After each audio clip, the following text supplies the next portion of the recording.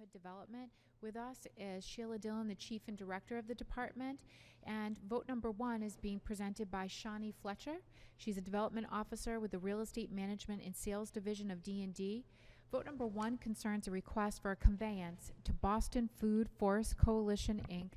regarding vacant land located at 11A Everett Avenue in Dorchester. The proposed purchase price is $100. Shawnee, if you'd present your vote request, please. Yes. Thank you, Angela. Good afternoon, Commissioners. Good afternoon. Good afternoon. I'm here requesting PFC approval for the conveyance to Boston Food Forest Coalition, hereafter referred to as BFFC, for the parcels identified in the vote package in the Dorchester neighborhood of Boston. This matter was last before you in May of 2019 when PFC voted to approve the tentative developer designation of BFFC. To refresh the Commission's memory, D&D conducted a public process that led to that vote and this subsequent request. D&D held a community meeting in May 2018 to discuss with community members the use of these parcels as a food forest and community gathering space. Community support for the project was strong and D&D moved toward an RFP. The RFP was issued in February of 2019 and was advertised in the State Central Register and Boston Herald. One proposal was received in response to the RFP and was determined to meet the eligibility criteria. PFC approved the designation of Boston Food Forest Coalition Incorporated on May 15th, 2019, and the designation was advertised in the City Record on June 24th and July 1st of 2019. Since designation, BFFC has received an award of $100,000 in development funds from the Grassroots Program, completed design plans for the project, and further engaged the community in the development of those plans. The vote package includes a comprehensive memo about the project and PFC vote request. We've also provided handouts related to this vote, which are displayed on the screen. The first is the assessor's map of the parcel. The second is a photo of the existing conditions of the site. And the third is the final design of the food forest that BFFC is proposing. There would be fruit trees and shrubs in here, probably something such as apples and peaches and berries, as they've usually done. Always some unusual ones too. There's a gathering space here that will be developed in the second phase, and there's a accessible pathway all around the site and benches for people to sit. This project has the support of the Jones Hill Association, City Councilor Frank Baker, State Representative Liz Miranda, Upham's Corner Main Streets, St. Mary's Center for Women and Children, the Upham's Corner branch of the Boston Public Library, Dudley Street Neighborhood Initiative, Youth Build Boston, Restoring Roots Cooperative, the immediate abutters, and many other neighbors. In summary, if PFC approves the vote request, it will result in the following public benefits. It will return vacant property in D&D's inventory for almost 30 years into productive use, preserve more than 8,000 square feet of land as protected open space, promote local food access, and provide community gathering space. I'm here to answer any questions you may have. Thank you. Thank you very much. Any comments from the commissioners? No questions. Great project. Make a motion to approve. Second. All in favor? Aye. Thank you. Great project. Thank you. Well done. Vote number 1 is approved.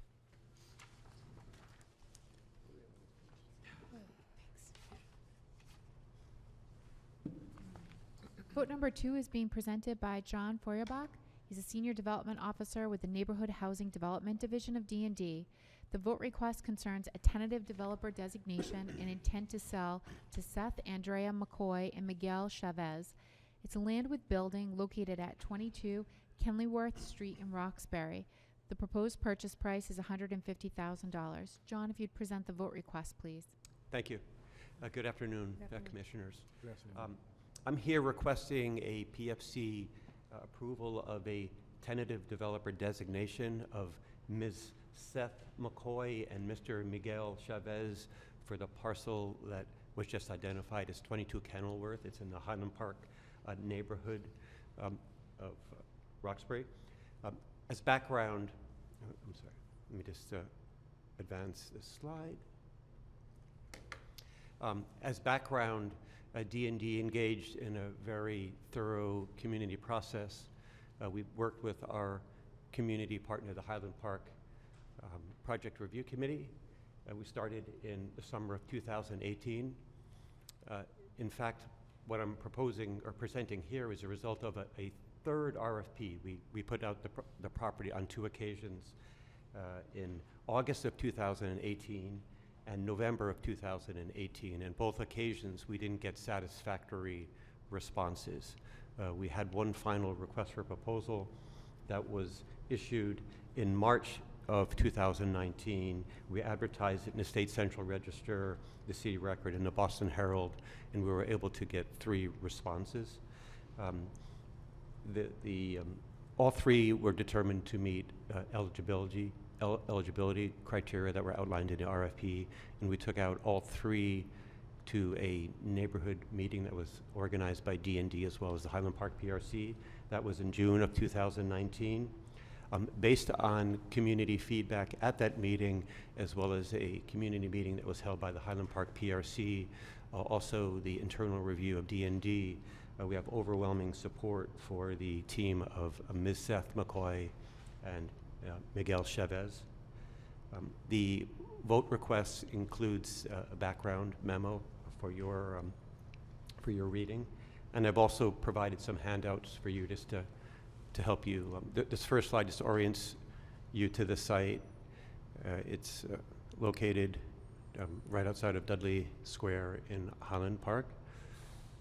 And then the second is a visual image of the building as it exists today. It actually looks much better here than if you were to actually go out there right now.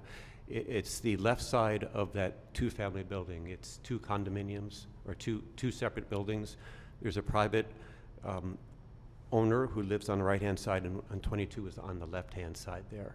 If you were to go out there today, that whole parapet and the chimney has been decaying, and it's come down, and D&D's Real Estate Management and Sales Division has spent a lot of time shoring it up.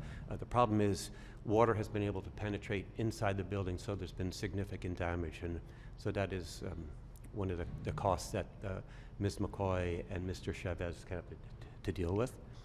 Just in terms of the plan highlights, we got some, they're going to do a full historic gut rehabilitation.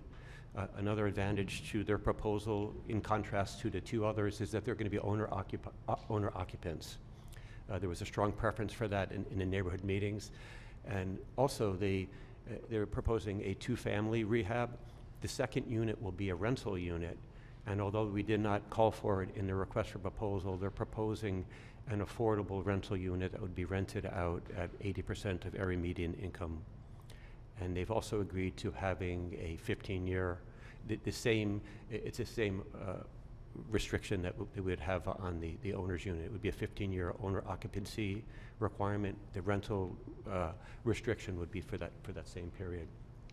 Furthermore, they're going to make a community contribution of not to exceed $9,000 for up to 5 years, and they identified a couple of neighborhood groups that they could possibly contribute to. One is a recently formed Highland Park Community Land Trust. There's also the Hawthorne Youth and Community Center.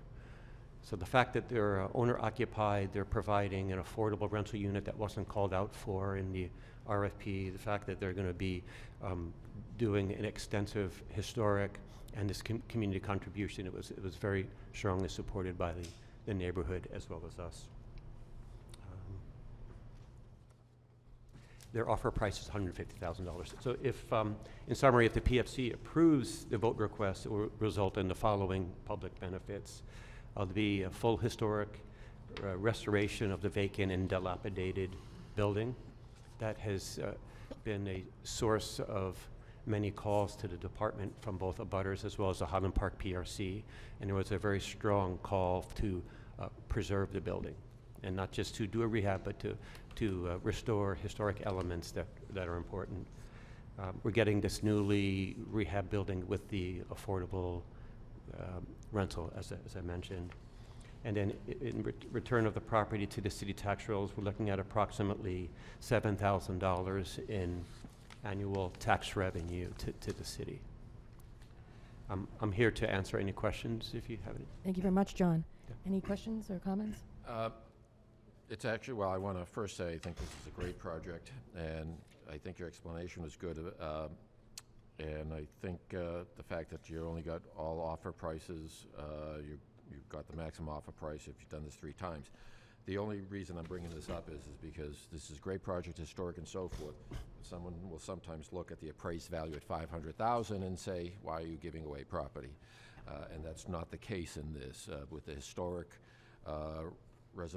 preservation aspects and the additional work, we're actually getting a bargain. And I think also the distressed condition of the property, I know that was something that we were battling with. I'm actually thinking the appraiser probably overestimated Yeah. his price here. No, it's just, but other than that, I think it's a great project. Thank you. Okay. So, do we have any things in place to guarantee that they're going to preserve the property, and also what compliance mechanism do we have in place going forward to ensure that the community contributions that they're pledging will actually, be given? We will have an agreement prior to closing. So when I say close, when we actually, we'll come back to the commission here for the conveyance vote, and prior to closing, we'll have an agreement that codifies the contribution, so it will be a written agreement. And I'm sorry, Commissioner, your first question? About the historic preservation. Yes, Yeah. historic preservation. So I think before we sell, we will have outlined exactly what the rehab scope is, including things that are really near and dear to the community, and then our construction monitors will monitor the construction as it goes forward. I don't think we've fully thought through, if they don't comply, would we rescind? But we can think through that, and before we come back for a conveyance vote, we can address that. And just to be clear, Commissioner, the budget that they submitted fully accounted for and had a scope that dealt with historic characteristics that were outlined in the request for proposal. And furthermore, when we met with they've got this group called KWH Design Group. They've got a number of projects they've done in Beacon Hill and Cops Hill and in the Boston area that have got historic work. So they do have some background. But I agree with the director that we will be monitoring. I make a motion to approve this request. Second? All in favor? Aye. Aye. Thank you. Thanks, John. Thank you. Vote number 2 is approved.